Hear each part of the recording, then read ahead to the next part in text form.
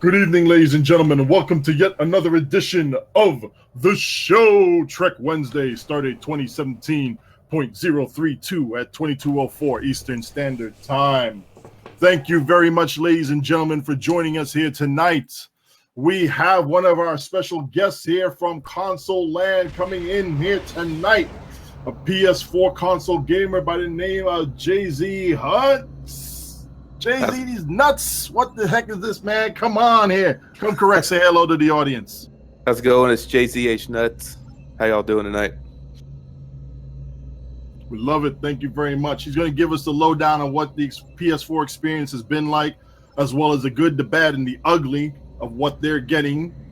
And we have here part of our usual panel here. We'll start with our phased energy rectification specialist, the man who makes the Odyssey look good. Make sure it's a science Odyssey, of course. Scotty, say hello to everybody. I would just like to say that pulse phasers are very good and that people should buy all of them. Shut up. What's going on, guys? So, don't hate, appreciate. Our chief of Spam Spacebar and Get Good Tactics is still on his little mental sabbatical, but he just wants to leave a message to everybody out there. Probability manipulation, very good for 99% of the player base. Don't be bad, use it. Otherwise, build nice and even, or unless you're running the very top and using only energy weapons, then you can use the attack ultimate only when you're paired with other morons who are using the attack ultimate. The end.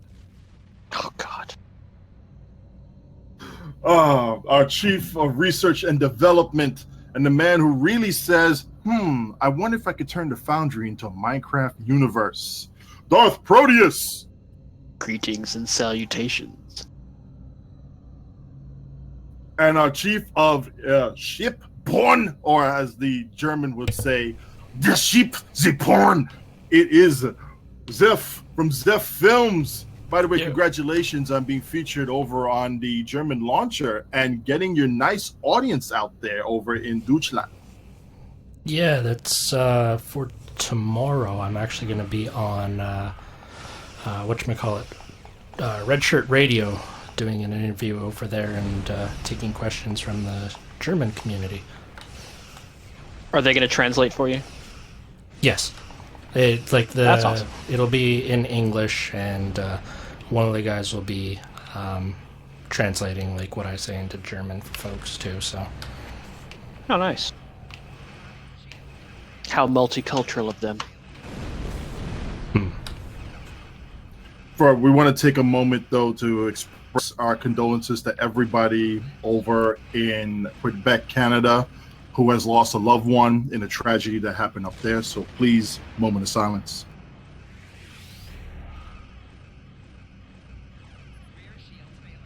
And now on with the show.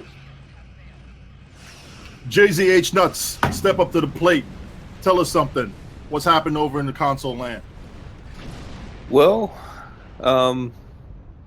we are apparently getting an anniversary event this month. According to the calendar, it was supposed to hit tomorrow. I questioned Star Trek Online Cryptic on Twitter about the Battlecruiser bundle pack, which was supposed to come out today, according to their blog. And then I had enough letters left on Twitter to throw in the question about the anniversary because they hadn't said anything. And they told me that the Battlecruiser pack was going to come out tomorrow. It was a typo. And that the anniversary event wasn't happening tomorrow, and they left it at that. But they've recently just tweeted out to a guy in my fleet on PS4 that it is going to be this month. They just haven't released a date yet, and that the in-game calendar was mistaken. Other than that, we're looking forward to having Agents of Yesterday come out February 14th, unless that's a typo. And going from there. So it's fun. Get used to those typos, bro. Get used to those typos. Well, it's all that copy and pasting that goes on, and the sad thing is, from us, I mean, I know PC people have been dealing with it for a long time, but back in November with Mirror Invasion, they botched the Admiralty system coming in by a couple of days, and which they also brought in fleet holdings at that time and some other stuff. And the communication back and forth wasn't there. We basically went 2 days without them saying anything. And so this is kind of a reminder of November. And so it's just kind of worrisome for us that, you know, we know they're going through a lot with season 12 with you guys just coming out last week, but we almost kind of feel forgotten sometimes. And, but again, you know, it's STO, it's cryptic. They're not perfect. We get that. So, well, according to the company that owns them, Perfect World, they are perfect. I can't tell you what my guys say about Perfect World. Yes, let's keep this, you know, not a company bashing show. Let's just keep it nice and honest and clean. Exactly. But coming in overall, what do you think about the PS4 version of Star Trek Online? In many ways, it's everything that I wanted it to be. I played myself on PC off and on for about 2.5 years, starting back when they had subs. My wife didn't like the money going out every month. And so I stopped, and then when it went free to play, I went back a little bit. I like how they've done some of the control changes, like with the wheels that we have on PS4 that's showing now. We can't keybond, but we can put stuff on auto, for example, but we can't put everything on auto. So it's kind of a pain. But overall, the experience is pretty good. I mean, I don't think we'll ever put out 100% the numbers that PC does, but I think we can come close. I think we can get within 90 to 95%. I think key bonding helps PC a little bit more than us being able to put stuff on auto, or, you know, having to scroll through the wheels. And so, but to me, the overall experience is great. I've been waiting for this game to come out on console for a long time, ever since they announced it. We're having a blast. We're looking forward to AOY coming out. Fortunately, we're getting both 11 and 11.5 all at once. Looking forward to new reputations and new gear. I think the only thing we're really missing once we get AOY is Leech, because they haven't released the Tal Shiar lockbox. But and we're assuming that the temporal lockbox will come with AOY, but we'll see. But it's fun. We're having a good time. We're doing good. You know, we're able to do elites, like Hive Elite. Our best mark right now is 7 minutes. And we're about to hit an upgrade weekend, and so we're really hoping to improve on that, because we're holding off on some of our better stuff that we have crafted to upgrade till then. So it's fun. Cool. Thank you. Thank you. Sounds And what about the fall. fleet that you're in right now? You want to tell us anything about the fleet? Yeah, absolutely. We call ourselves the House Targaryen. That's kind of the banner. It comes from Game of Thrones. We started actually in Neverwinter when it came to PS4, and a lot of us wanted to go to STO. I was the guild founder in Neverwinter, and I jumped ship, but left the guild in capable hands over there. So we started our Fed fleet, which is the Targaryen Federation. We're fleet level 36, about to hit Spire 3 in research, so we're about to have locators. We're thrilled for that. Our KDF fleet is Targaryen Empire. We're fleet level 13, so we're lagging behind, but that's typical. We have a great fleet. We have great members. We have people who run all hours of the day. We have a night crew for, you know, looking at it from Eastern Standard Time. We have a night crew. We have a day crew with some Brits that are hilarious and awesome to play with. And then, of course, we have our normal, regular crew during prime hours for us here on the East Coast. But a bunch of great people who have dedicated their STO time to building up the fleet, as well as improving themselves. And I can't say enough about them. Tell us how you really feel. I hate them all. No, just kidding. No, they're all great. They really are. And to me, to be able to be in basically 2.5 months since Fleet Holdings came out November 17th, to be fleet level 36, about to be 40 by the end, like 7 days from now. And reading some of the horror stories on Reddit about fleet holdings from some fleets who were pretty big. We actually just cut down because we had a lot of inactive people. We have about 180 people on the Fed side that are active. And to be as far along as we are, and to me, we've done it the right way. We've made sure we stock provisions. You know, we have 200 plus provisions for when Spire Research 3 hits, that most people can go in and get their locators, get their swarmers, and not try to just push the level. And everybody's responded. You know, if we put out a call on Facebook saying, hey, we need Fleet March for this, I'll have it by lunchtime, you know, if I put it in the morning. So our community in the game is awesome. I can't speak for a lot of the others. I do know some other fleet leaders. But for us, we're where we want to be, and it's great. So how many of your fleet knows you're on the show right now? Actually, only one. I told one because I didn't know if I could get Discord to work on my wife's computer. I did tell some others that I would be on like a podcast type thing on YouTube. And so I don't know if anybody from my fleet's watching. I hope not. But they don't even watch my own YouTube. I only have 50 subscribers. What does that tell you? I have 50 subscribers on my YouTube and I have 180 fleet members. So I need to get to that 100 so I can get rid of those numbers at the end of the address. All right. Everybody will put his link to his YouTube channel in the show notes. Go subscribe to him right now. You want console, you want entertainment. What else do you do on here aside from stream STO stuff on your channel?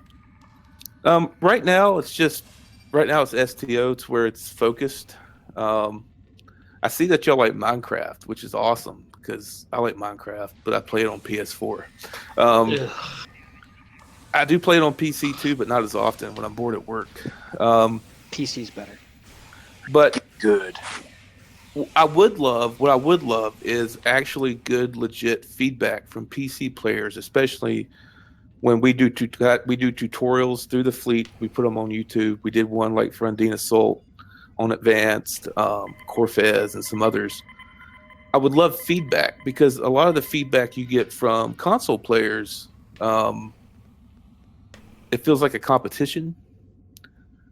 But PC players know they're beyond us in that sense, at least content-wise, gear-wise. And so it feels more real. It feels more legit.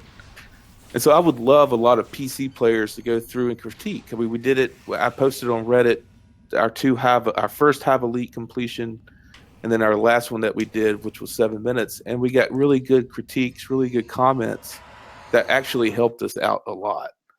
And the only way we can do that is if we have stuff on YouTube or Twitch or whatever, because that's the only way PC players are going to be able to see us play. We don't have a parser, so we have no idea how much DPS we're doing. So the only way we know if we're good is if PC players look at it and say, you guys are doing a good job, but here's how you can improve. So that's what I'm looking for. I want to help people. That's why we do tutorials. You know, Gateway to Grethor is our kind of nemesis. Everybody wants to go for the red herrings. And nobody wants to close the green portals. They want to close the spawning portals. So we did a tutorial. I have fleet members who do it too. But you know, that's what I'm all about. I've been doing this since Elder Scrolls Online for both PC and PS4. I did it in Neverwinter. I like to post things to actually try to help people. And if somebody can look at that and say, well, this is great, but if you do this, this will be even better and help me as well. maybe I can help somebody even better. And that's what I'm looking to do with my YouTube channel and with our fleet in general. We just like to help people, and we like to help our members. We like to help the whole community as a whole. We appreciate That's pretty that, cool. man. Trust me, because the more people who are doing stuff like what you're doing and passing on good information to other players, that not only is it it's an easier road for us who are trying to learn the mechanics and then pass on that information to other people, because you're helping us do that, but also easier for everybody who run into those type of players, because they're able to perform while still having fun with whatever build that they want to do, and they're not being a drag to the STF or to whatever mission that they're doing. They feel a sense of accomplishment and self-worth, as well as actually contributing to the run. So bravo, and keep up the damn good work. Thank you. Speaking of which, I need to get you on PS4 so you can make a torp build. Oh, God. I have guys who have a few people who are all about the quote-unquote meta, and they think torp builds are disastrous. And I keep telling them, check out Odin Knight. And they keep saying, well, he's on PC. We don't have everything on PC. So we need to get you on PS4 so you can make a legit torp build so I don't have to. So we can quiet those dissenters. Well, how about this? Because I don't have a PS4, but you know what? Give me a list for those dissenters. You know what? Point them over here. Let them watch this part right now. Give me a list of all the things that that console currently has right now. I will build a ship off of that only, and then run missions and do everything else that they're doing right now, whatever content they're doing, and show them the performance. Apples for apples. Oh, absolutely. I can do that. Sweet. Done. I accept the challenge, and I'll do it. Awesome.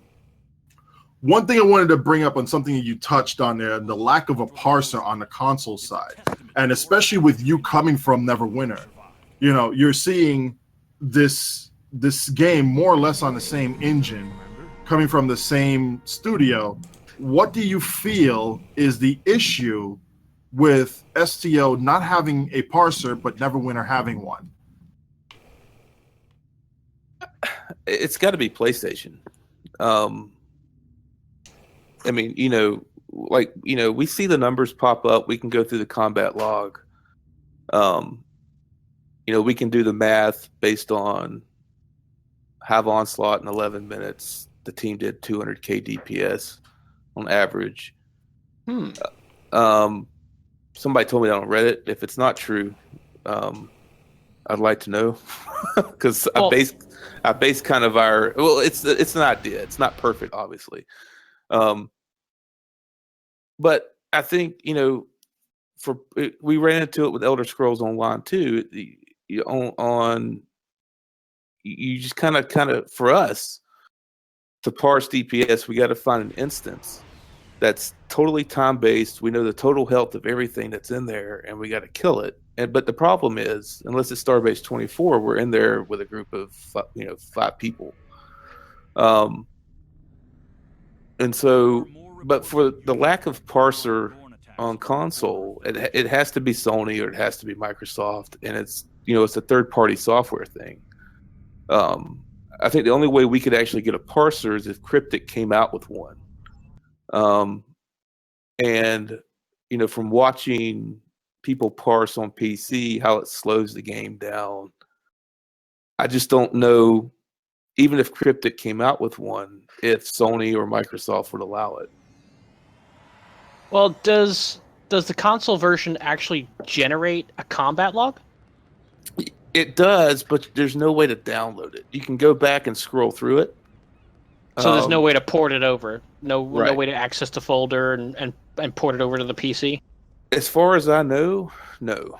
Because if you could do that, there might be a way to use the current combat logger that we have for PC and just read that file if you can find a way to get that file onto your PC. I think what we would have to do is do a queue like ISA, and then go back and basically type out what the combat log says. which That's tedious. would be a pain. Yeah, especially if you got a good combat log with millions of lines of freaking code in there. I mean, that's a lot to type out. And the last time I looked at the combat log was when I wanted to see what the Queen Hecto whatever killed me with, and it was feedback pulse, because I wasn't sure what I was killed with. And it's just a massive, wall of text. Yeah. But to be honest with you, not having a parser to me isn't necessarily a bad thing. When I take a group into, Hive Elite, I know we're good when we beat it in 7 minutes. I know we're all putting out decent DPS. That's a good way to look at it, because there are certain maps, like with Hive Elite and ISA, where you can actually judge your performance based basically off the time it takes to complete the map. Absolutely. And I mean, it's not individual performance, but it's a team thing. Say, hey, we did it in under 2 minutes. Good job, guys. Right. And ultimately, I mean, we're still at the stage where everything is still kind of team. In the sense of performance. We haven't reached that power creep to the point where if you take your elite team, if I took my 4 other guys that I would consider my A team, we just go wipe, Hive Elite in a minute or two. We haven't got there yet. So team performance to me right now is more important than individual performance, because you can tell if an individual is not performing when you go into Hive Elite or ISA and you look at the timer, you're like, oh, that took us 30 seconds longer, or that took us 2 minutes longer in Hive Elite. Somebody wasn't performing. You might not know. You could look back and see who died the most. Right. Which sometimes is me. but and so I think that's where we're at right now on console. There are people out there who are all about, I'm running this and this, and I'm I got crits of 250k, blah blah blah blah blah. For me, I'm happy when my crits are between 15 to 20k constant.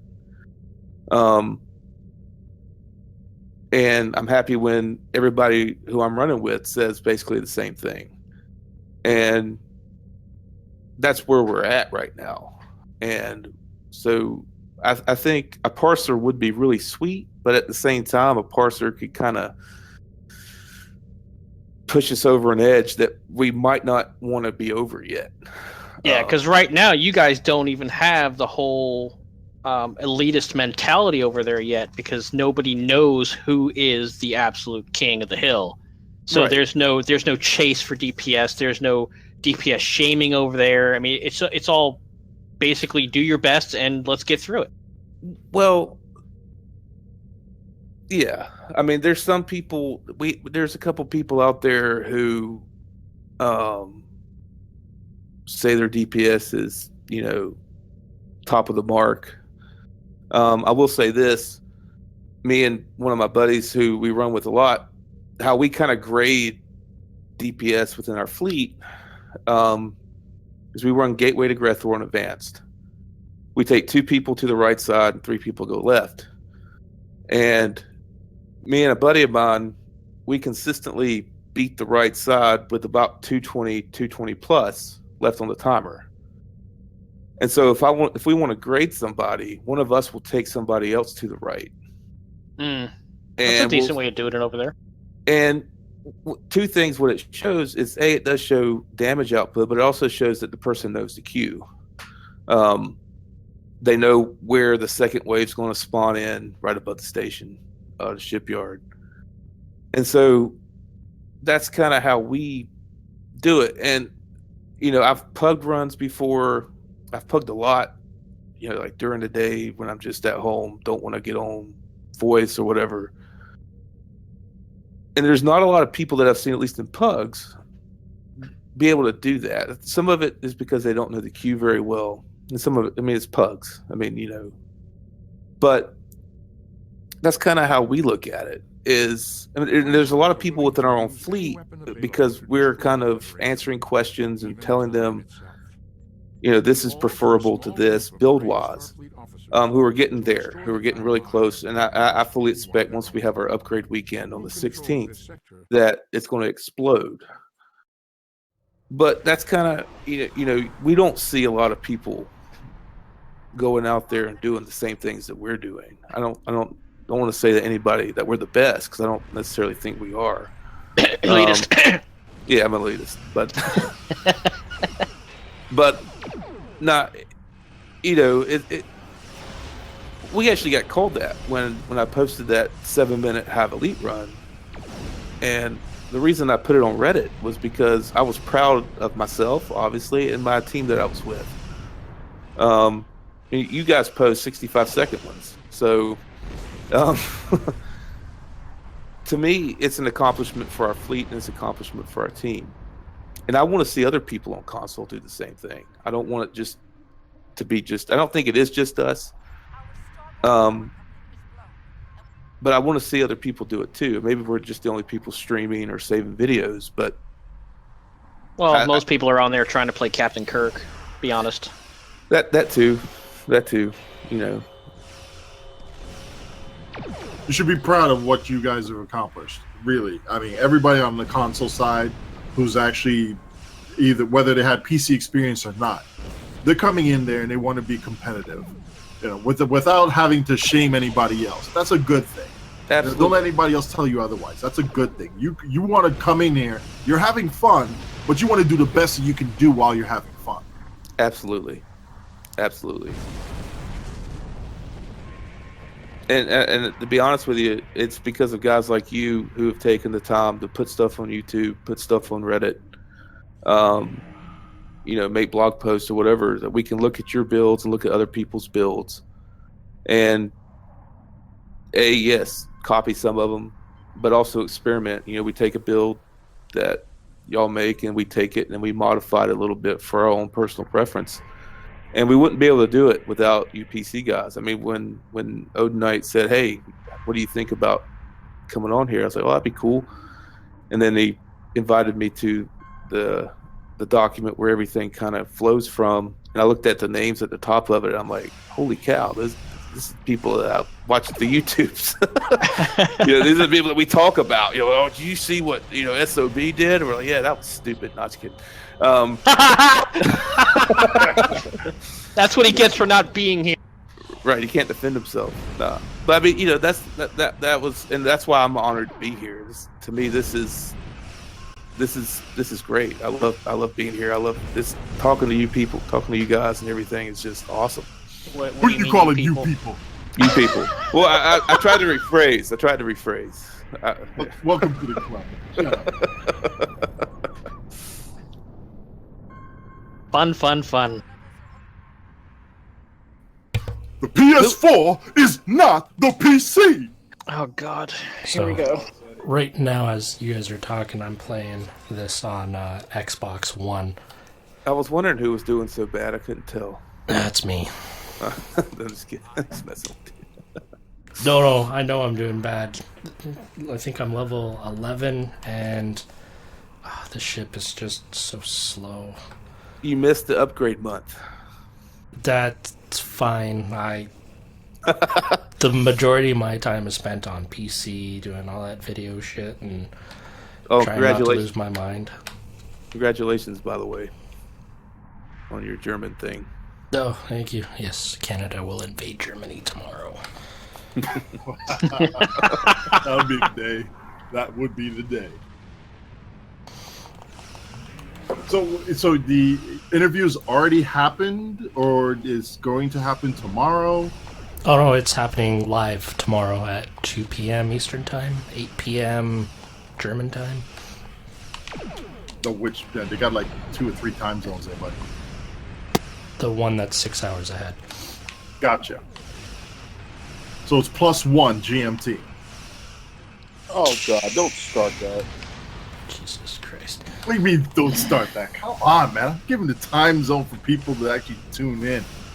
Well, considering the majority of our audience is Eastern Time Zone, we actually have a large German audience. Believe it or not. I think you're lying. I think you're just trying to pad your numbers. No. We weren't padding the numbers. It was there. Anyway, we're just going to move right along. For those of us who've actually experienced Season 12, what do you guys think so far about it? Give me the good, the bad, the ugly, and what's so pretty about it. I feel like I'm in a bad episode of The Twilight Zone. Why is that? Because it feels like it's all stuff I've seen before with new skins. The Battle Zone. Battle Zone. The only fresh thing we got out of this was gravity kills. I mean, seriously. Yeah, that actually is a very interesting STF, and with the actual mechanic of, hey, look, there's some physics in here that we actually have to compensate for. Yeah, I actually enjoyed having to fight an actual gravity well, a true black hole, in order to complete the mission. That was actually cool. Yeah, I actually rather enjoy both of the new STFs. The black hole one is actually, and sorry, Oda, not a reference to you, but the black hole STF is actually pretty enjoyable. It's actually a good challenge, especially when you get down to that third one. That's the third station. Yeah, shit's cray-cray. Yeah, it's and for those of you who haven't died to it yet, if you die to the gravity well, you get an accolade called "Everything Sucks." Wow. Yeah, that was like one of my most enjoyable moments of Season 12 was getting that accolade. It's like, oh, that's cool. You get an accolade for dying to something that will kill you, being bad. Really. Pretty much. It's fun. I get the joke. It's funny. It's nice. Touching back on console real quick, it feels lonely. Like it's an online game, but I'm so used to a lot of chatter going on in the chat window, and now really it's just fucking gold bots. Really, like I haven't seen anyone else say anything in chat. Have you tried chatting without a keyboard on a console? I have. You can actually, it's tedious. You can plug your keyboard in and chat. You still have to access the box. If you go to ESD or Drazana or K7 or D Space 9, there's more people in zone chat. Most of us turn it off because, like you said, it's a lot of gold botters, or it's a lot of people trying to scam you with selling something way too expensive or too cheap or whatever. Going back to that though, we had like 370 people in our fleet. We're down to 180 now because we went back and kicked people who were inactive. And these are people who've been inactive and haven't messaged us or said anything in like 3 weeks. So I think the console population is plateauing. Like it's where it's going to be for right now. I think some people will come back for AOI. Because a lot of people, that's what they wanted when STO first came to console, and then we didn't get it, but we did get the Kelvin lockbox like the second month in. But they wanted AOI because they're Star Trek fans. So, do you think that the different type of atmosphere with the console side, where you just pick it up, you play for 1 or 2 or 3 hours and you're done and you just go do whatever else in life, is different from the mentality of PC gamers, at least a stereotypical mentality and image of PC gamers? We're going to be sitting there and investing a lot more time and effort into it, whereas consoles kind of like pick up, done with it, and then drop the controller and you move on with life. Like it's hard. Absolutely. And I think these hiccups that have happened from the developing side and the communication side doesn't help. I think on PC, there's more of the invest mentality. I mean, believe me, there's many of us, myself included, who have invested a lot of resources, money and time into STO and PS4. But there's also your typical console gamer who's willing to spend $60 to $100 to maybe $200 on a game, but the moment they feel screwed, they're going to go play Battlefield 1, or they're going to go play the next big thing that comes out. I you know, as a former PC gamer, I played Eve for years. You don't really have that. You know, you find your game, you decide to put roots down, you invest, and you stay. On console, I think you find that because there's so much available, and it seems like there's so much more available, and it's almost instantaneous. And there's friends who are playing other games and so forth that, you know, well, I'm pissed off, I'm going to go jump to whatever. And so I think that, you know, if communication doesn't get better, I think it could hurt the population immensely. Welcome to the fight. Yep. Yeah, that was up until maybe mid last year. Communication on even like the PC world was just non-existent, to say the least. And just recently we started getting better communication from the developers and more details in the patch notes like we had talked about there last week. I don't know, I want to be kind of the optimist and say maybe the team is still trying to find their footing in regards to console. I know there's a lot more hoops to jump through when it comes to patches and that, because they have to go through Windows and Sony before they push the patches through. Right. So I hope that it's not like 5-6 years into the life of the console world before they start actually like really communicating with you guys. So well, I think part of it is that they've been so geared toward PC, and like you said, they just finally got to where they're communicating effectively on the PC side. That console, I think, I don't want to assume anything about them, but it kind of feels like they just kind of felt that console would just kind of follow after. And console players don't like to be considered second tier to PC. Haters. I know you are. PC Master Race. And see, and PC rules them all. Right. And see, and you tell a hardcore PS4 gamer that, and you're likely, you know, they're likely to get violent. You know, it's like, you know, whatever. And Battle come to me. And, you know, I've been lucky to experience both sides. I've played PC, you know, Xbox, PlayStation, and so forth, and I've been able to experience all the communities. And it's kind of like, you know, we don't want to be considered the underdog. We don't want to be considered second tier, especially when we understand that you're going to get the content before us. A, you've got a 6-year head start. B, certification, and part of that certification is Sony and Microsoft look at the PC version and say, okay, season 12 has gone off without a hitch, quote unquote. And so we expect to be 4 to 6 weeks behind. But for us, communication, I mean, I can't tell you, I don't know if any of y'all have played Destiny at all.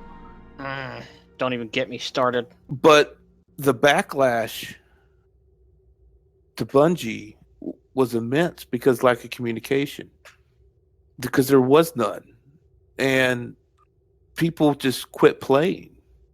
I mean, obviously they've got a huge player base and whatever, and it didn't really hurt them because, I mean, they made their money on day one. But, you know, you look at all these other like console games that were supposed to be amazing, and because of lack of communication, console gamers said, you know what? Screw it. We're going to go play something else because we have, you know, we go play Minecraft. I can go back to Neverwinter. I can go back to Elder Scrolls Online. Morrowind's coming out in June. I don't need this game because, you know, my wife hates it when she looks at the bank statement and sees I've paid, you know, $80 for Zen. And so I think if the communication can catch up, And even if it's not perfect, because we don't expect perfection, we just want to know. We want, and Cryptic did it. They did it in their tweets. They said we screwed up, we messed up. They finally said they messed up. That right there, to me, is going to do a huge difference in how we look at them, as long as they continue to do that going forward. Don't get used to it. No. Well, I don't know. I've honestly seen an improvement, a huge improvement between where we were about a year and a half ago, and where we're at now. But like you said, it's not perfect, but it is several orders of magnitude better. And so long as they're being upfront and honest with people and say, hey, all right, we screwed up, but here's the thing that's going to happen, and they lay down their roadmap.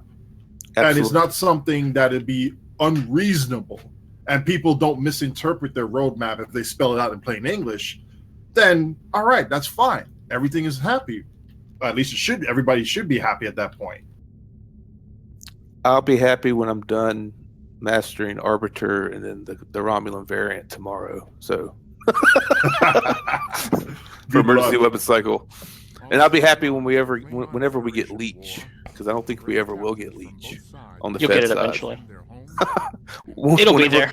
It'll be there. We won't need it anymore, but it'll be there. Well, you guys have the Infinity Lockbox, right? No, right now we're still on the Alachi. Oh, okay. Well, when you guys get the Infinity, you'll definitely get the Leech.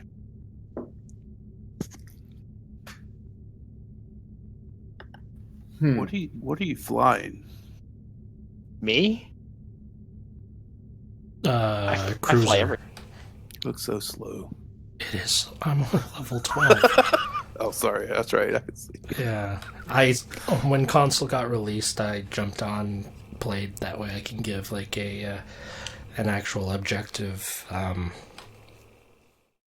review of like the controls and all that, unlike other people who kind of just talk off the end of their ass crack. And then I kind of just stopped playing. Like I went back to PC and oh shit, there's a lot of things here. And yeah. Yeah, you and I did the same thing. We played it for about a week and that was it. Well, if I may, what do you think, coming from PC, about specifically the controls? Like, I mean, obviously you're not using Fire at Wheel 3 and all this other stuff, but what? I like the auto fire, like attack pattern alpha and brace for impact is on auto trigger. I think that's really helpful because that's one thing I was really worried about when they said that it was coming to console. It's definitely a big adjustment though. Like I don't hate it. Right now, I think mostly my frustration is just in the fact that everything's a little bit slow. I don't have all my cool shit that I have on PC, but it's definitely interesting. It's a nice little challenge, especially when I've played these missions so many times. I've lost count, so it brings a little bit of a different challenge to me, which is kind of nice. But yeah, the controls are definitely. I hate, I'm struggling with trying to change targets and all that right now, but I'll get it. Well, wait till you have to hit TAC Fleet, Intel Fleet, or Psi Fleet, whatever, and then you have to hit your Iconian Radiant. You have to go through your wheels. That's when it becomes interesting. I wonder if they could set up or is there an ability to be able to set up some sort of wheel macro, where if you know that you want to chain these specific powers in this order, maybe you could do activate, wheel setting 1, and wheel setting 1 will go through all those powers in sequence for that time period. There's not, but if they could do that, that would be amazing. Because, like everybody does, we have one person do their TAC Fleet, Intel Fleet. Well, you don't do Intel Fleet anymore, but, and, the Radiant, we time it, right? So, we look at 30 seconds, bam, bam, bam. And if they could like give us like a wheel bond, that would be incredible. Where we could set up like 3 or 4 skills to hit. Like if we hit this one button, we can hit these all 4 at once, or whatever is available of those 4. That would be really nice, and that would be something I would love to see them implement. It would make things a lot easier and a little bit less clunky, because I think once you get to level 60, you have your Iconian set, you have your TAC fleet or your Sky fleet or your Engineer fleet, whatever. It just becomes a little bit, you get used to it and you get into a rhythm, but especially when you switch characters and your TAC fleet's in a different spot on your wheel, or your Iconian's on a different spot on the wheel, or if you change a buff ability or you change a console out and it changes locations on your wheel, it gets a little nerve-wracking. Once you get kind of set up on your character, everything kind of stays the same, then it's a little bit easier. But if we could come up with some sort of like wheel bond or like some button that hits this, this, and this, that would be awesome. And there's the idea, Cryptic. You can make console great again. I think it's already great, but PC Master Race. Bow before your PC overlords. I do think it's funny though that you have PC players who are like, well, I wish I could put this on auto, and then you have console players who are like, man, I wish I could have like 4 like bars where I could just hit stuff instead of having to scroll through a wheel. Well, it's taking advantage of what each platform has, and I think I'm not sure. I need to ask Maria, or whichever other producer we get on the show for the next interview, how they actually came with the decisions to do X for consoles and then still keep PC at Y, or if there are any plans in the future to be able to port some of those ideas between the different environments. That would be tell you the answer to that second one. As of right now, no, because during the season 12 live stream, there's just a lot of chirping. Oh, bring the console UI to PC, and Maria kind of just be like, no, as of right now, that is not a plan. Yeah, well, I don't think that'll ever be a plan because it'll be very costly for them to redo it for the PC. Yeah, aren't there some PC players who do play with a controller though? Very few that I know. Yes. They're bad. Every once in a while, I actually bring out the controller and just play around with it there. But it's limiting in some functions. But like say for a beam build, like this overbuild that I've been flying earlier before we started the show, that would be very easily suited for controller style there because I don't have a lot of buttons to activate. I know exactly what I want to go through in the binds, and they're very limited and in the number of powers I'm actually going to activate. I don't need to have precise timing for some abilities like I do on my Torpo builds. So, yeah, controller worked great for it. I feel a little bit more arcadey, and I could just go around, zoom around with pedal to the metal, and just blow up everything in sight. I think a torpedo build would actually... like for a newbie trying to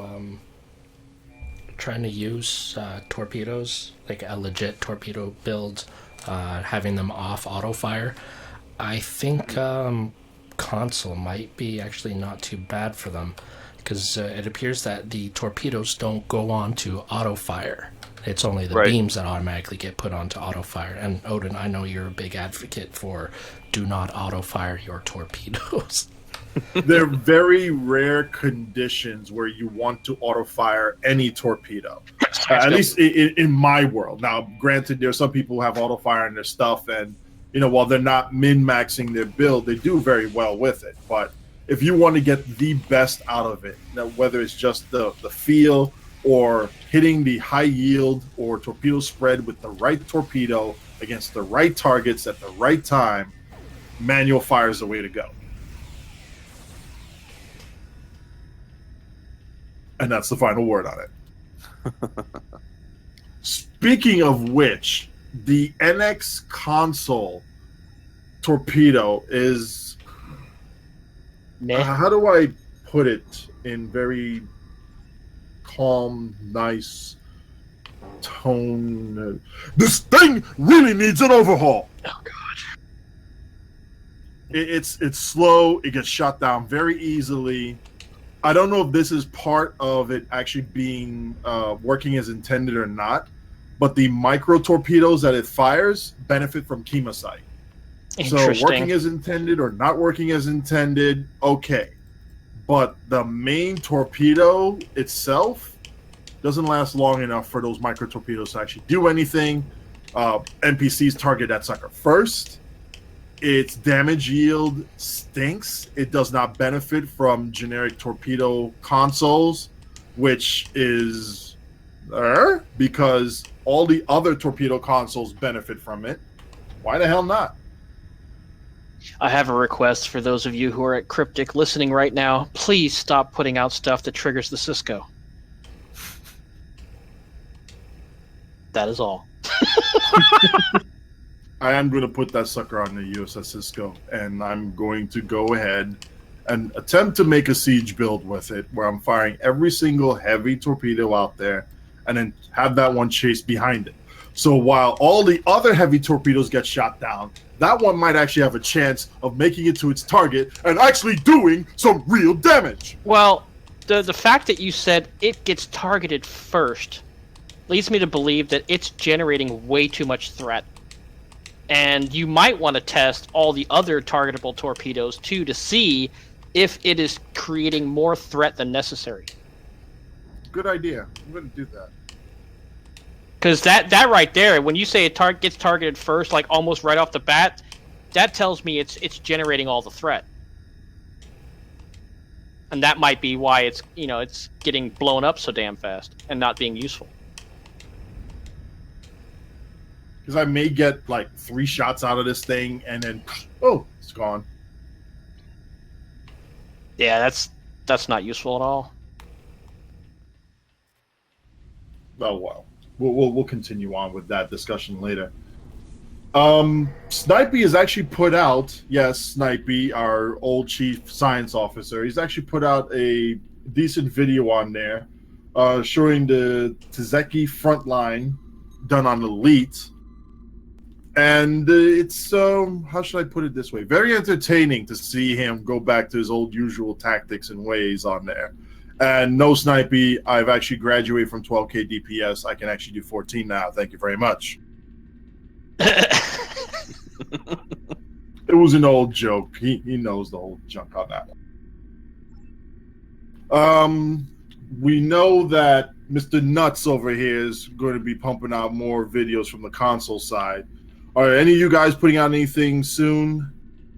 I am working on getting that new science ship, the anniversary one, so I can formulate a build for it and put a video out on it.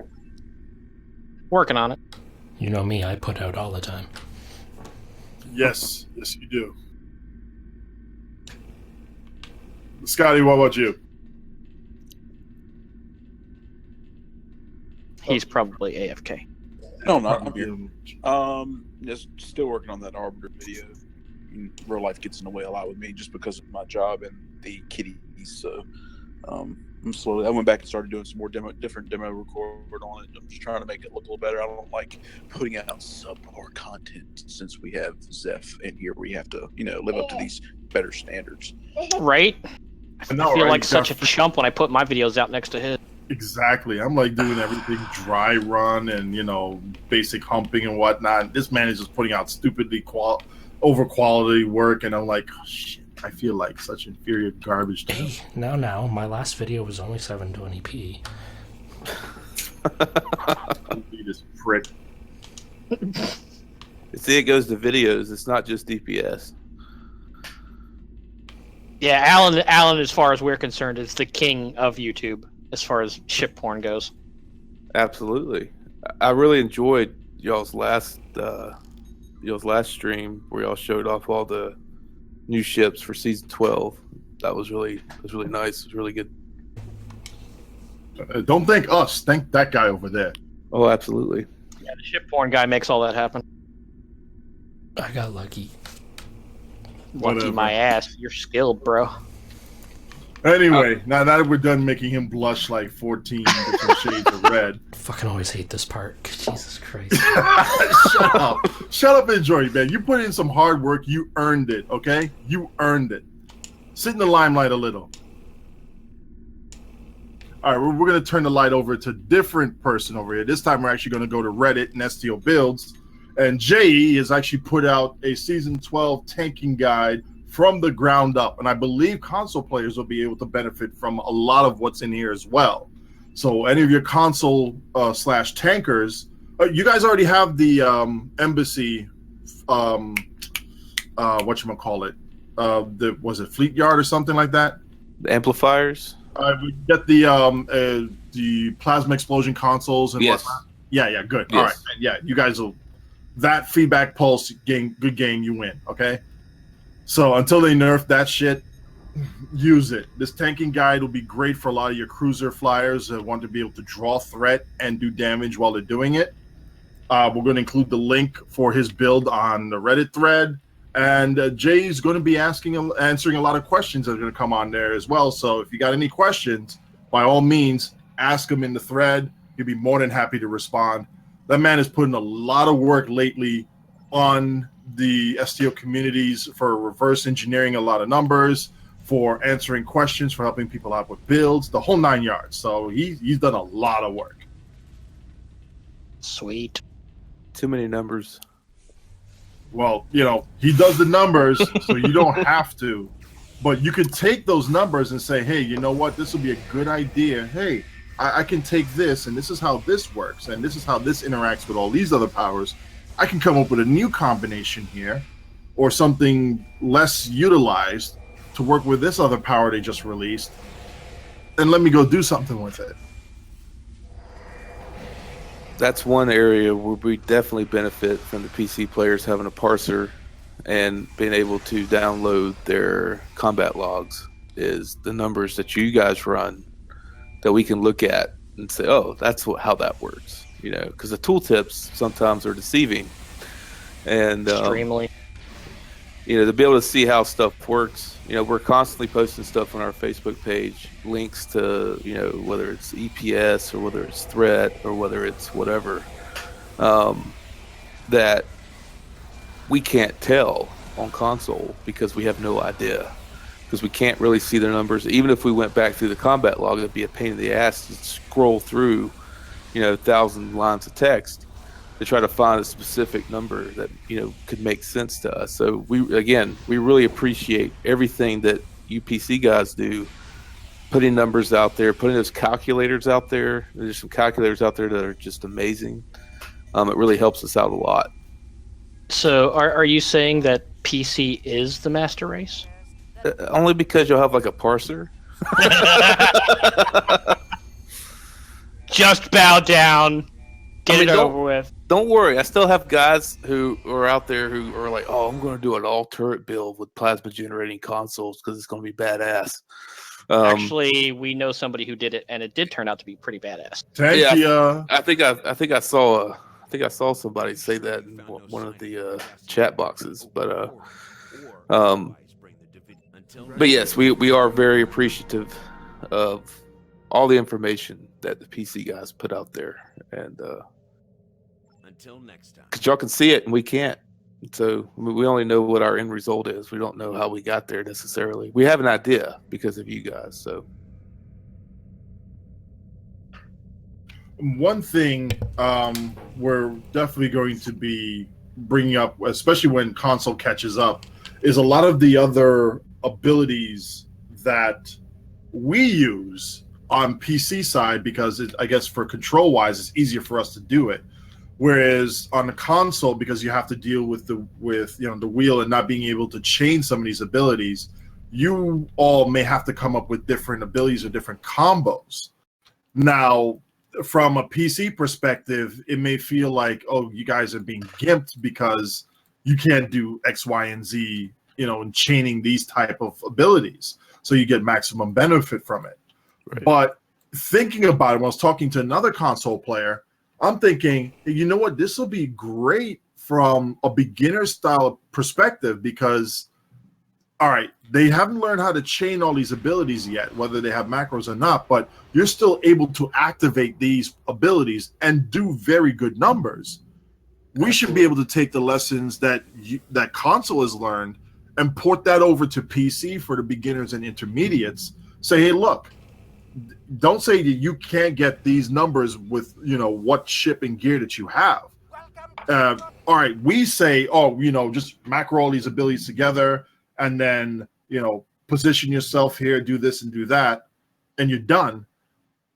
From the console perspective, you're doing most of the same things that we are as far as positioning, knowing what abilities to activate, but you're not activating all the same abilities in the same order that we are on the PC side. So right. The way you guys are doing it and the performance that you're getting off of it, the good performance that you're getting from it, we could probably take the lessons learned from there, bring it over to the PC side and help some of these new players out, or the players that are struggling and we're trying to figure, okay, the way we're trying to approach those players isn't working. Maybe we'll try some of the tactics that you guys are using and maybe this will help them out. Well, I'll tell you, what I tell people is the basics, obviously.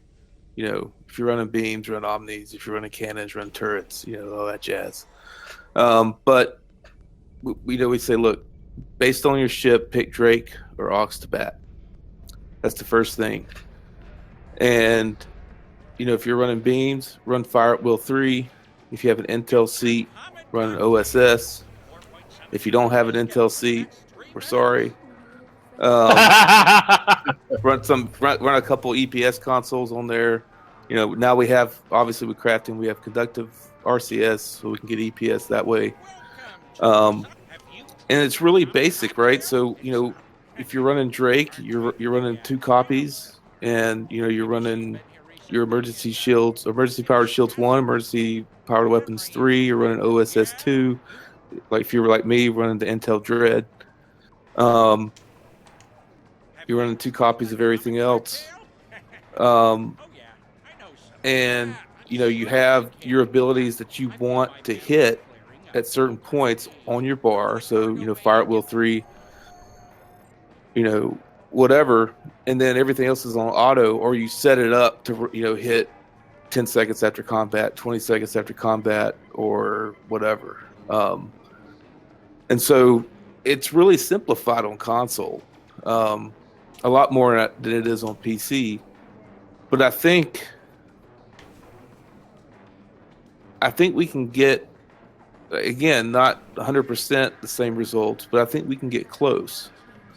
And absolutely, I think because we're so simplified, it's basic, it's bare bones. You want these abilities on this ship running this way, and that's the way we think about it too. It's just we just go about it just a little bit different. And of course, we base everything off what we're running, whether it's Drake or Aux to bat, and that's all we're running with DOFs, unless we're running a science build, which there hasn't been a spectacular science build yet because we don't have temporal, but they're getting there. But absolutely, I think we can be a benefit too, which is what I'm hoping. I'm hoping that we can be a benefit, especially to mid-level and lower players on PC. They can look at our builds and say, okay, they took these aspects from these top builds, but they also changed it to fit their circumstances. And our circumstances are A, what we actually have available equipment-wise, but also B, how we have to run on console versus PC. That's a good way to look at it. They have keys for 1,169,000. That's cheaper. Wow, lucky. I know, right? That's fucking cheaper than PS4. I need to go play on Xbox. Probably because there's less people on the Xbox. All right, Fleet, we're moving over to Xbox. Let's go. Screw that. I'll be in Minecraft. How much are Kelvin lockboxes? I'm just curious. Are the lockboxes themselves relatively cheap? Not Kelvins, because they have universal upgrades. What? Yep. The Dominion Cardassian and the Kelvin lockboxes on console has universal upgrades. So that's actually what runs our economy right now, especially since we're getting an upgrade weekend in like 2 weeks.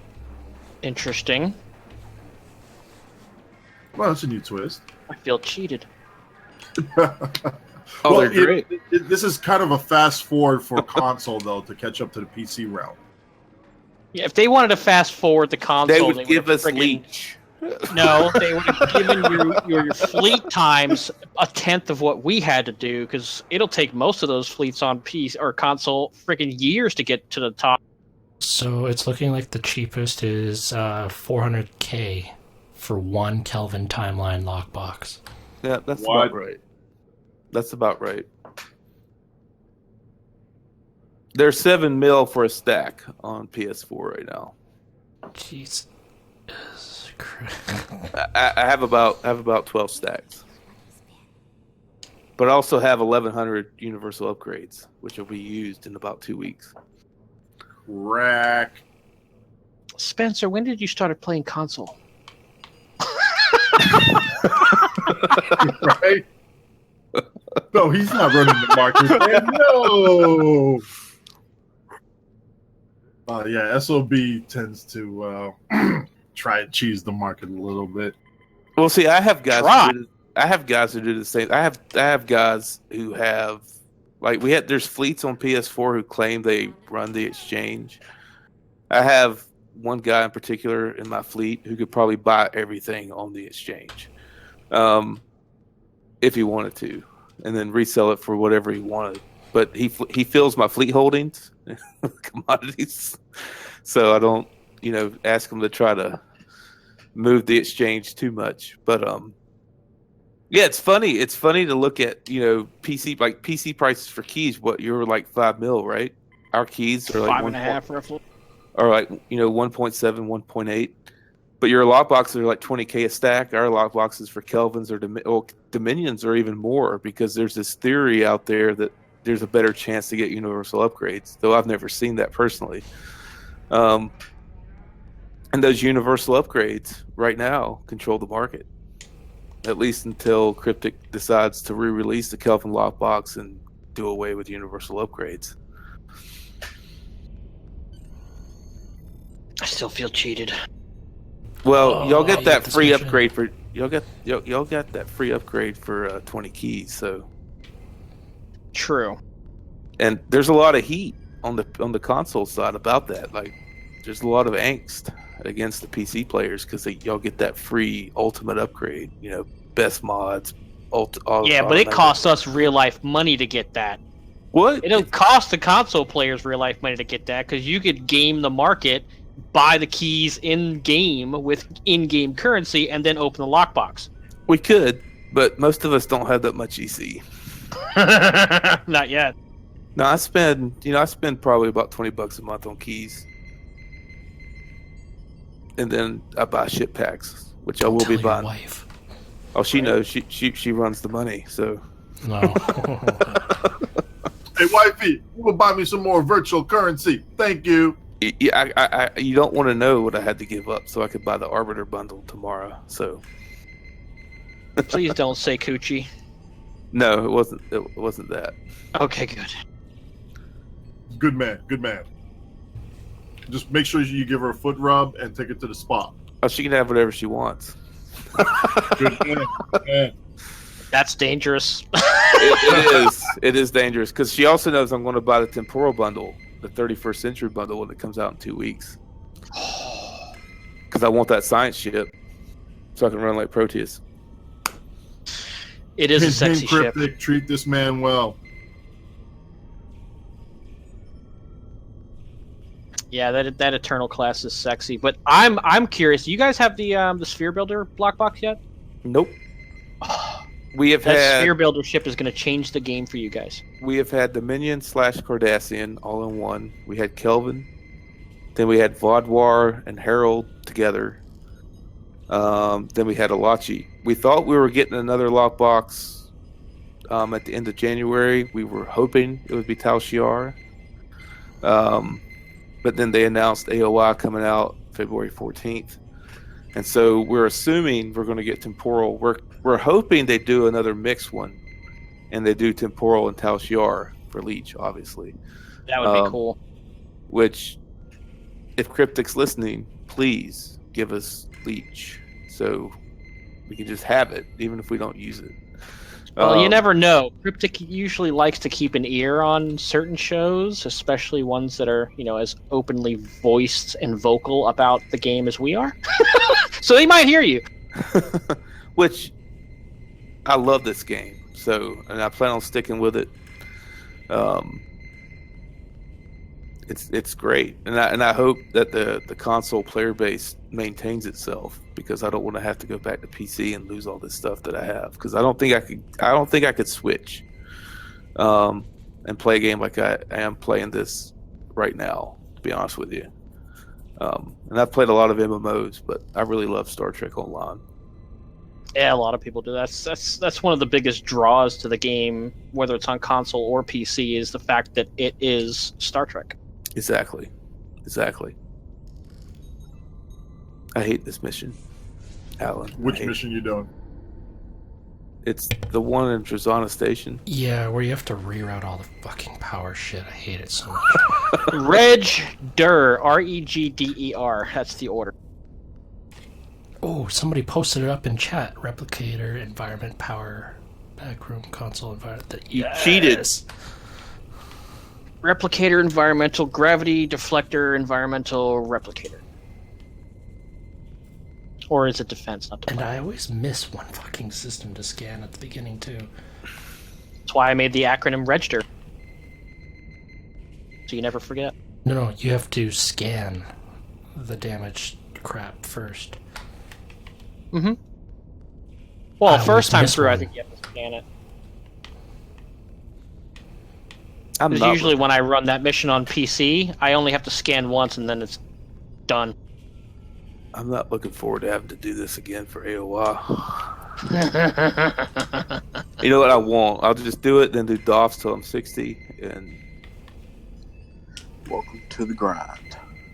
Oh, I've got 6 characters at level 60 right now, so... Yeah. I know all about it. you figure like most of us have been playing 4 or 5 years. Yeah, I got 12 I'm characters so at sick 60. And tired of running those missions over. Now, the first time it was awesome. I couldn't get enough. The second time, it was about 6 to 8 months when I did my second time through, and you're like, oh yeah, I remember this mission. Oh god, I don't want to do this mission. And you had a good time doing it the second time, but then the third time, you're just like, oh god, not again. Yeah, like of Bajor. I skip that one every time. But I will say Nimbus. I actually like Nimbus now. Yeah, Nimbus I can tolerate, because that's Delta, not Delta as grindy. Delta Quadrant, I skip it. Except the one mission I have to do, I skip it. Yep, I don't even touch the Kabali front anymore. What was that acronym again? Because whoever posted the thing up was wrong. Regder, Regder.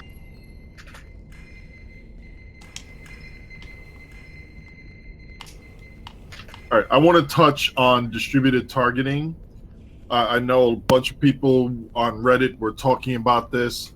One gentleman by the name of Major Daka had actually brought it up concerning torp builds, but some people were using it for a lot of fire at will builds, and the question came up with, does distributed targeting actually work with thaw and plasma explosions? Now, for those who don't know, distributed targeting does this. The in-game lore stuff, auxiliary targeting systems, blah, blah, blah. But what it does, it gives your weapon, direct weapon damage to that target.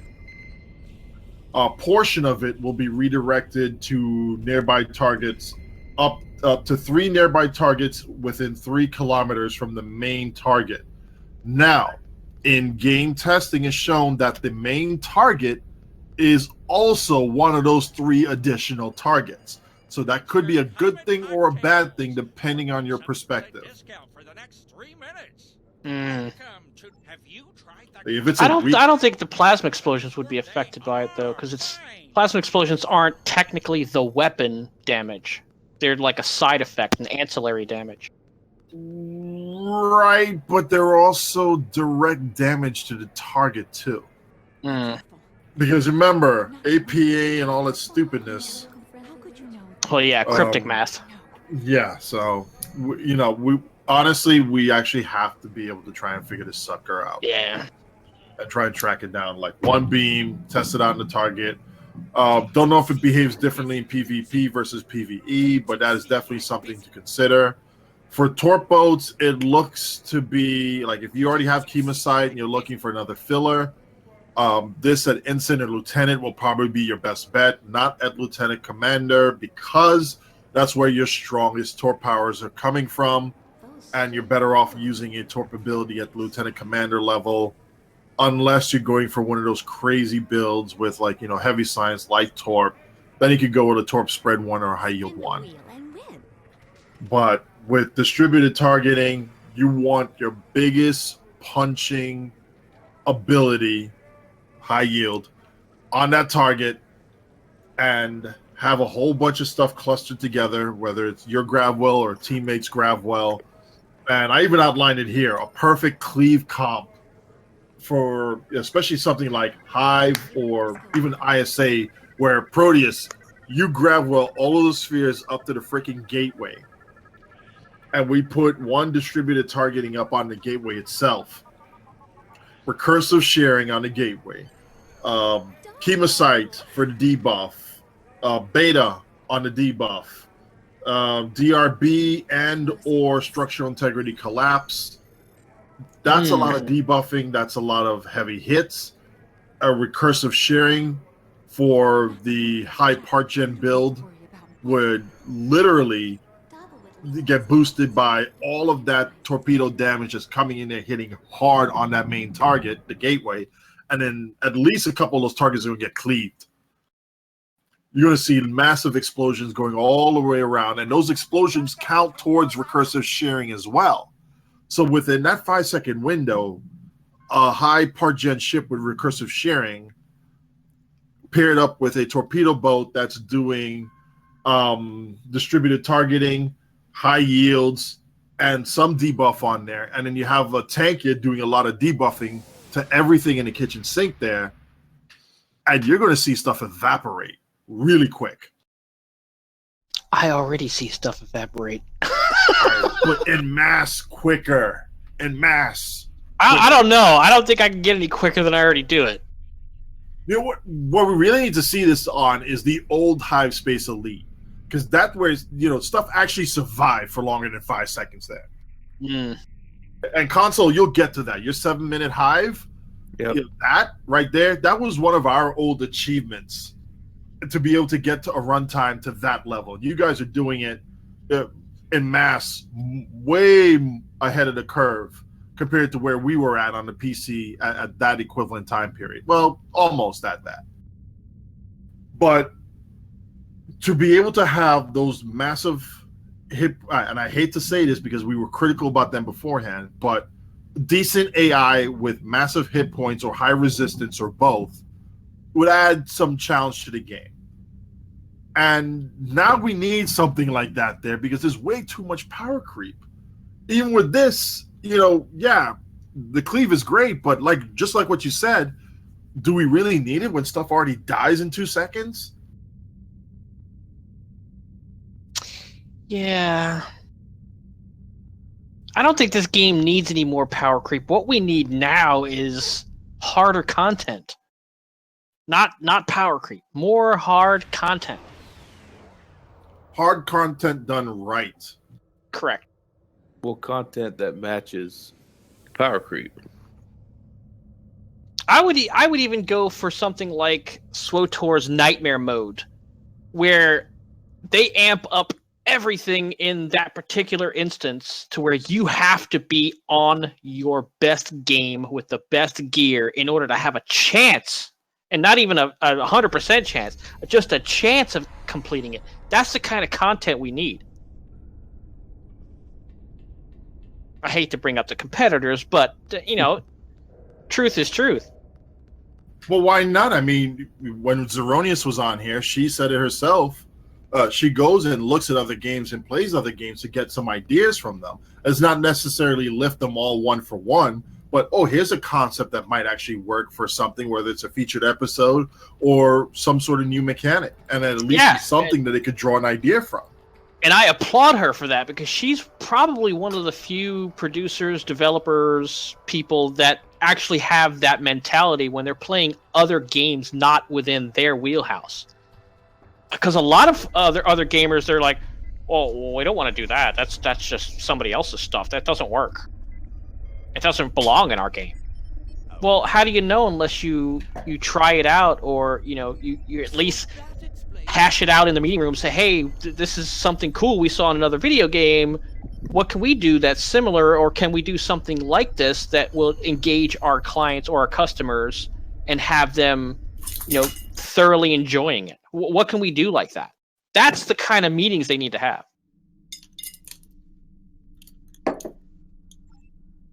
Somebody's in the cookie jar. Cookies. Good work.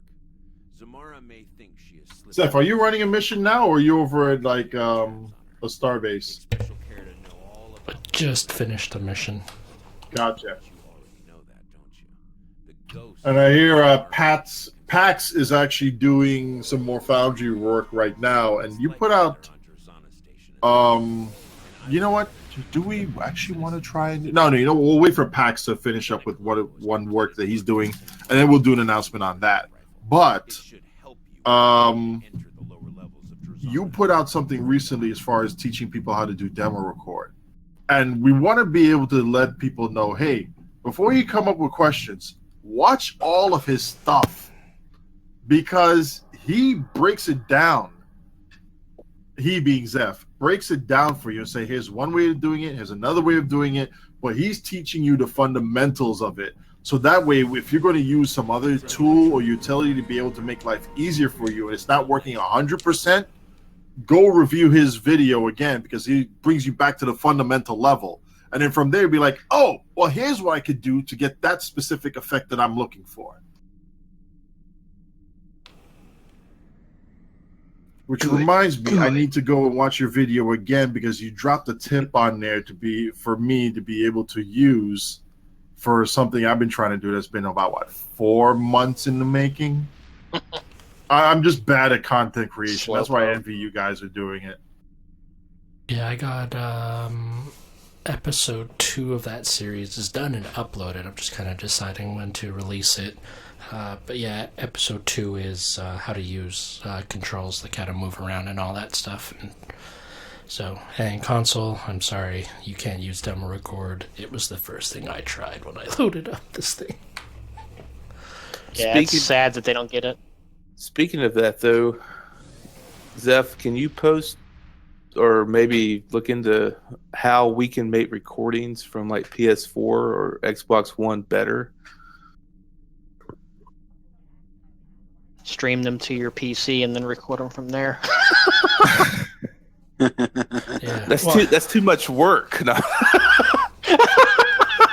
I mean,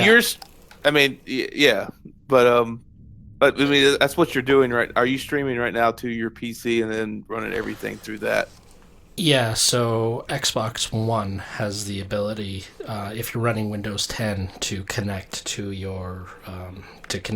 other. So right now I'm streaming my Xbox One to my computer, and then I'm using XSplit to stream this to YouTube. XSplit and OBS as well has options for local recording. So you could do your local recording on your PC. Gotcha. For PS4, I honestly don't know. PS4 does have the ability to stream directly to YouTube, because I did it a few times with the Minecraft videos, but it's not that great. Well, that's what I do. I stream directly to YouTube. I actually like it better than Twitch. Yeah, I hate Twitch.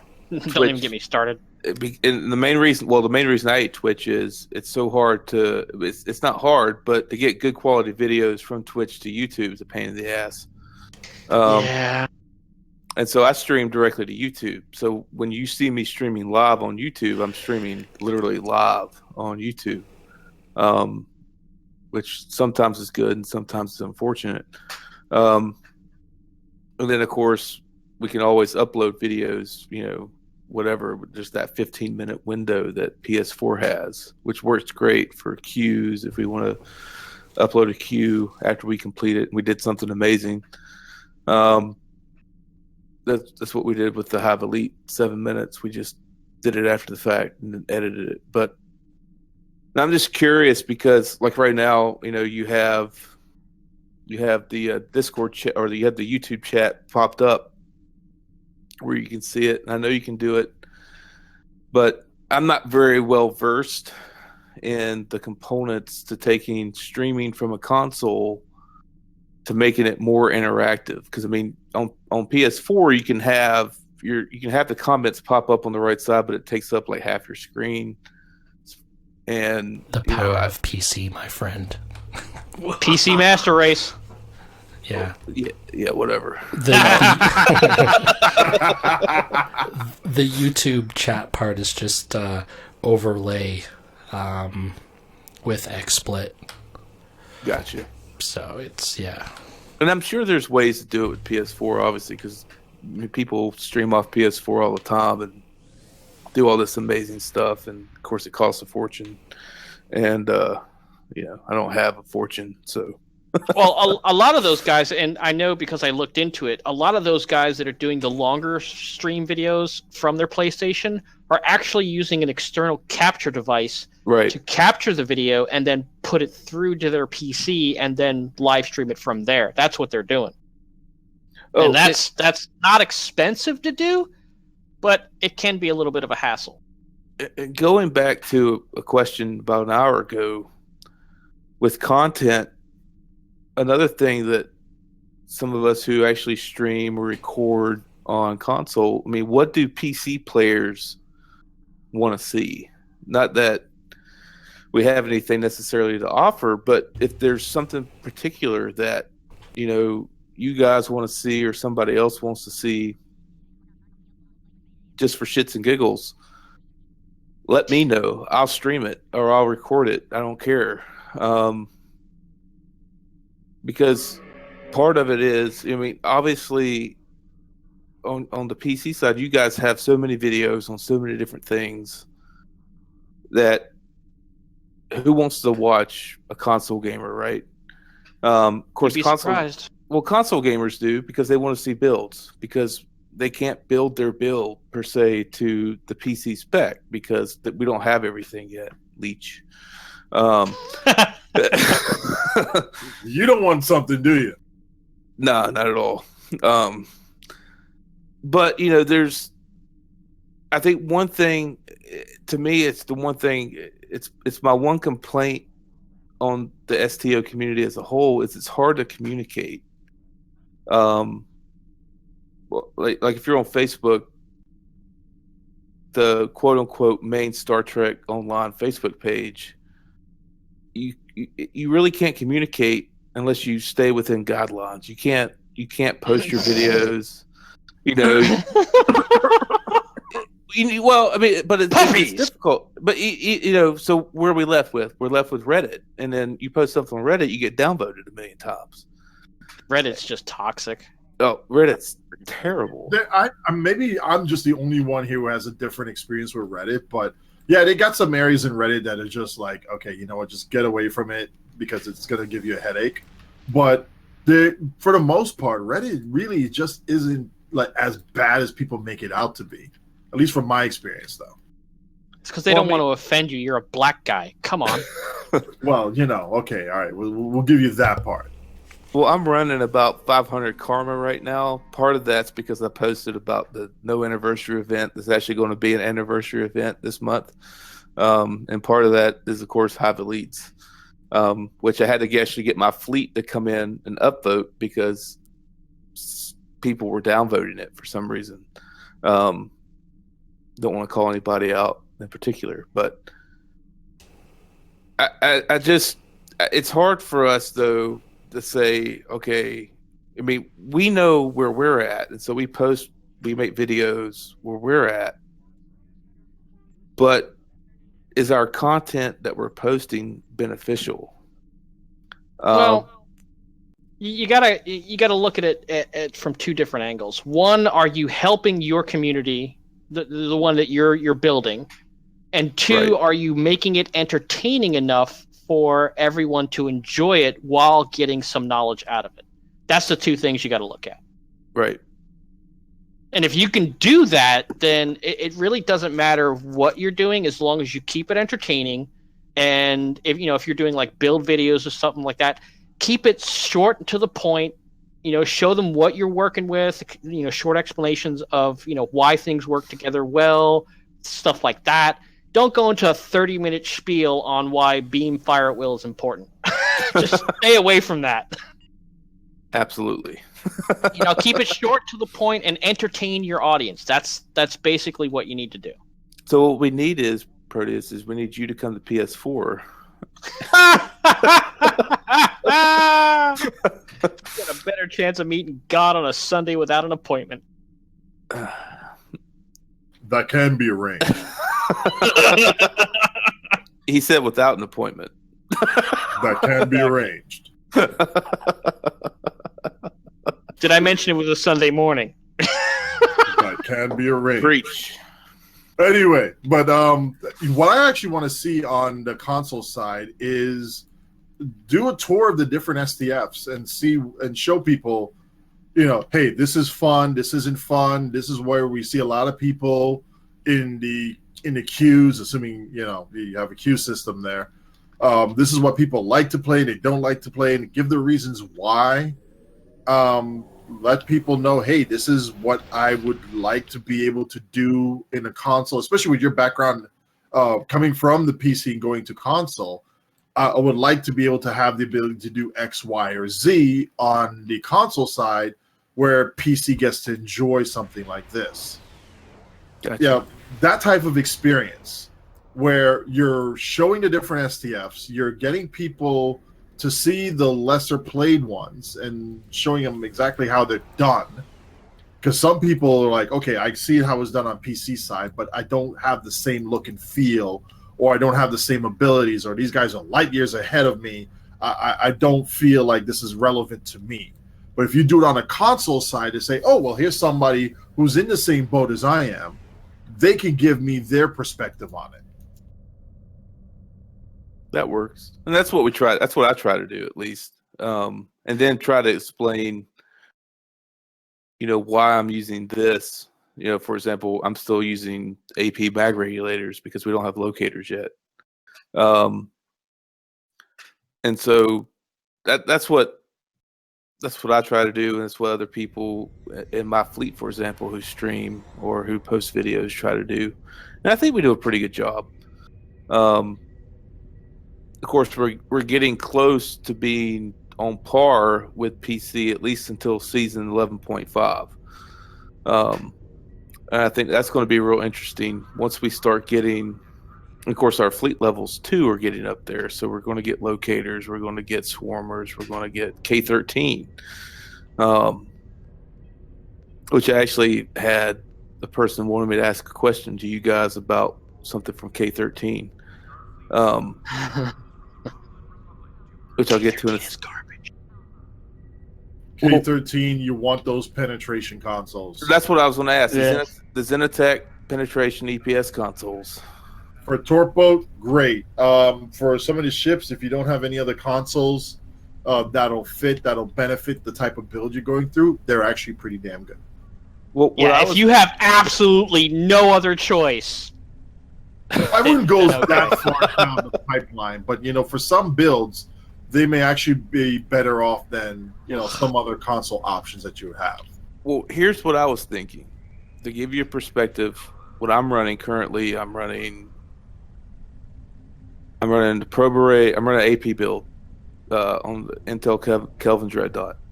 Probe Array, the AS mod with the kinetic cutting beam, binaural infusion. I'm running an RCS EPS, and I'm running 0-point module because I don't have leech. I'm running 2 plasma nullifiers with Drain X in anticipation of leech. And of course, I'm running the 4 AP damage boosting TAC consoles.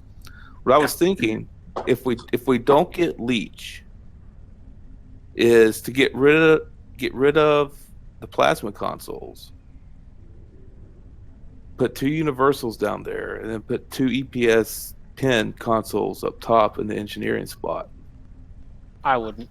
No, I would stick with the plasma consoles and go EPG on those instead of the DrainX, because you're not going to see that big of a difference when the plasmatic leech is on there. You're not going to see that big of a difference to warrant more DrainX. The EPG, however, will affect anything that you're doing exotic-wise as well as your plasma explosions. So, yeah, you're going to want that EPG on there, bro. Especially if you could get like a Lieutenant Science and put feedback pulse on that bay. Yeah. Mm-hmm. Well, what I'm running right now, I'm running actually 2 science buffs. I'm running in the universal spot and then in the lieutenant spot. I do have feedback pulse 1 on. Yeah, I would definitely pump that EPG then. Okay. That will give you more bang for your buck than having those pen consoles on there. All right. Even without leech. Mm-hmm. Yeah, even without leech. And even with leech, you would stay away from the DrainX? Yep. You don't need it. Gotcha. I mean, if you're already filling the science tree, you should have sufficient drain to where leech will do his job and do his job well. Then you have enough EPS to be able to fill up your weapon power or keep it capped. And then you just go blazing, put on emergency power to weapons, the highest rank possible, and fall away. Yeah, because I am running the TAC Ultimate, but I do have. I know, but it does benefit. It does benefit probability manipulation because it reduces the cooldown. If one person is running the TAC Ultimate Focus Frenzy. Yeah, but that's my excuse. You got to have basically everybody on your team running that same setup in order for it to make a huge difference, though. Well, I only run with my team. We're like elites. So, does all your team have TAC Ultimate? 3 of them do. Then you're probably seeing a little bit of benefit out of it. Yeah, I think that should be enough. But the DrainX thing, yeah, that's definitely something I have to look into because a lot of us have been running the DrainX consoles in anticipation of leech, but we all run the drain in the science tree. So if that's enough, then going EPG would be a boost. Yeah. That's more than enough. The only time recently I've been going back to the DrainX consoles is when I'm running phasers with quantum phase stuff on it. So. Yeah, DrainX is for like specialty type of builds. If you're doing something special with quantum phase or you're doing shutdown builds, and you want more DrainX. But if you're running with the feedback pulse and doing the build the way you're doing now, you definitely want to crank as much EPG as you can get your hands on, and get the particle manipulator trait from the Science R&D. Gotcha. Yep. Working on that on my main, working on that on my science character too, so. Yeah, definitely. It's a big boost. And before Alan says it, yeah, I know, I vape. Yes. Well, he's in the club right now, so he's dancing. Oh man, I got bored of running missions. Fucking killing me. It's called skip. DOFs. Alan's a completionist. He doesn't like to do that. I've completed all the missions twice. Now it's skip.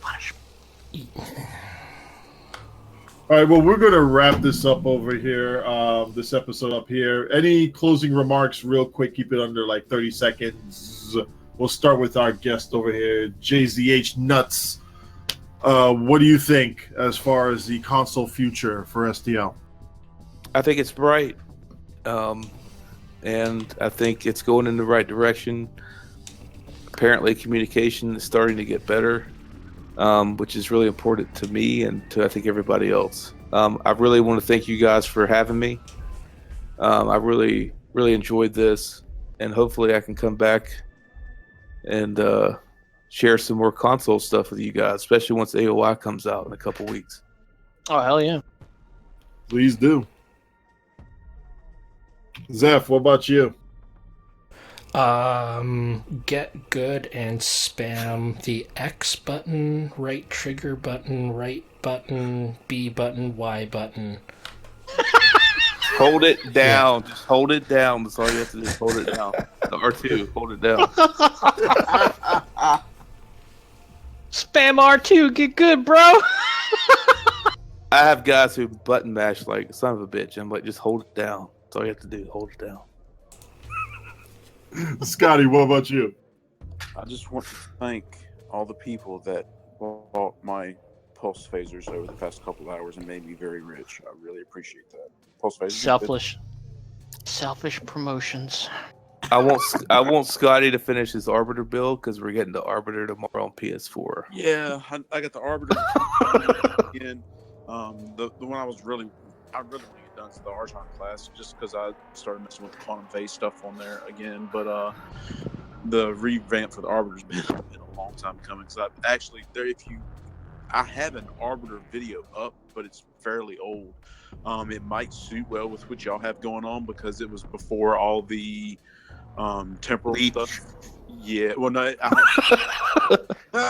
yeah, it's got Leech on it, but you might just take a look at it and see if there's something in there that might help y'all out. Because like I said, it was before all this new meta changed what we have now. So yeah, maybe something in there that you can pull from it. Awesome. By the way, Cryptic Team, there's still 2 suns in Soul System on console. Wow. I didn't know we moved to a binary system.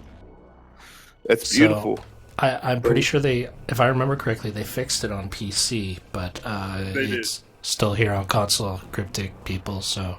the lighting is great. Protius, real quick, what about you? Ladies and gentlemen, science is the way. If you enjoy science, then stay frosty. That is all. Or come play Minecraft with us.